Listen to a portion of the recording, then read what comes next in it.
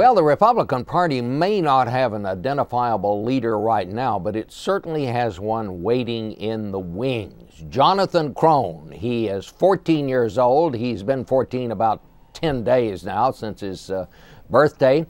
He is joining us from Atlanta, and Jonathan was one of the featured speakers at the recent CPAC convention. Grown-up conservatives from all around the country had gathered there. He got a standing ovation. Jonathan, how did you wind up at the CPAC convention? I know you just wrote a book recently. How did you get to CPAC?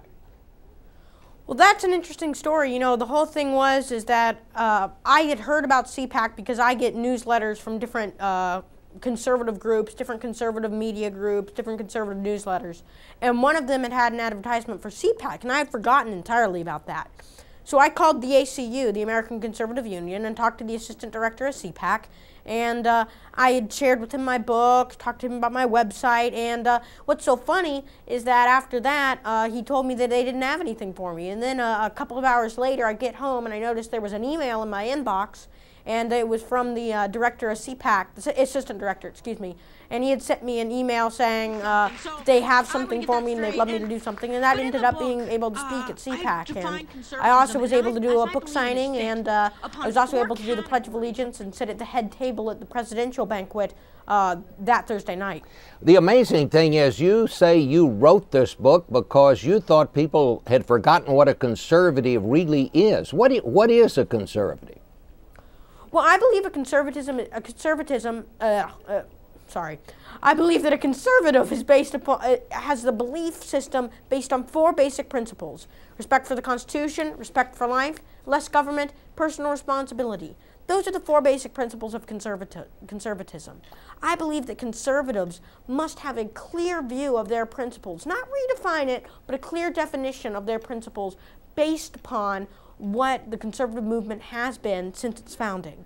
And I think that was key to what I did. And I think that's why I wrote this book. And I think that is really what the book's about and why conservatives need to have that definition. It's hard for me to believe you had just turned 14 years old. How did you get interested in politics anyway? Where does all this come from? Well, that too is an interesting story. I actually got involved in politics when I was 9 years old because of the Democrat filibuster in the United States Senate on judicial nominees. And I just started listening to talk radio, hearing what talk show hosts had to say, learning what they had to say, learning about different areas of politics, and being able to branch out and understand what a conservative was, understand what a liberal was, understand what an elitist was, understand different political terms that I'd never had understood before, and I was able to understand after I started getting involved in politics. So you wrote a book. Now, how did you get this book published? I understand you used some of your own money on this. Well, I self-published the first edition of this book. It's not in stores yet, and I self-published this book, and we're actually in a second printing. And we self-published this book. We got out there, and I took my own money, took all the money in my bank account, used it for expenses and for paying for this book. And I spent all my own money, not a dime from my parents, on publishing this book. It's a self-published book, self-printed, and not self-printed. We went to a professional printer, excuse me. Yeah. But it was all out of my pocket and not a dime out of my parents. I had earned the money over the past years, and I was able to pay for it. Well, how did you earn the money? After-school jobs or what? That's actually a very good question, too. I started earning money I'd done some odd jobs for my dad, and he had paid me for that, but I really started earning good money, especially I did some commercials because I used to be an actor. I got paid for that.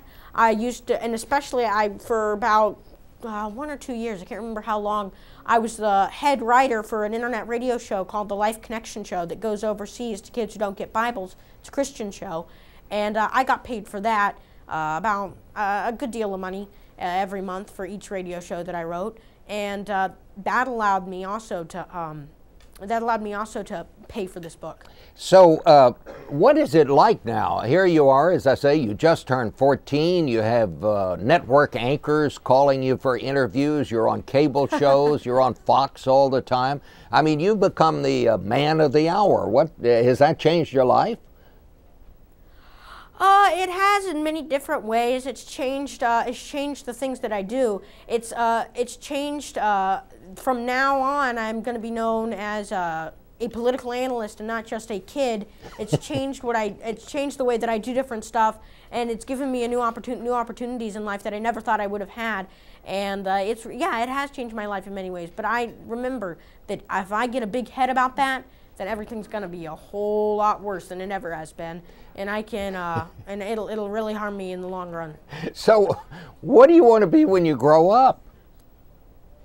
Well, I would like to be I'd like to continue doing what I'm doing, going on different shows, being a political analyst, but I'd also like my own talk show.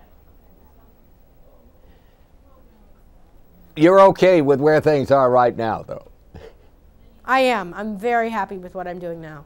Well, Jonathan, we want to wish you the very best of luck, and get out there and sell that book. You know, you've got to get out there and hold those autograph sessions and talk to people about it. I've done a little of that myself, and you'll meet a lot of people along the way. I think you'll have a lot of fun doing that. Yes, sir. Thank you. I will. Okay.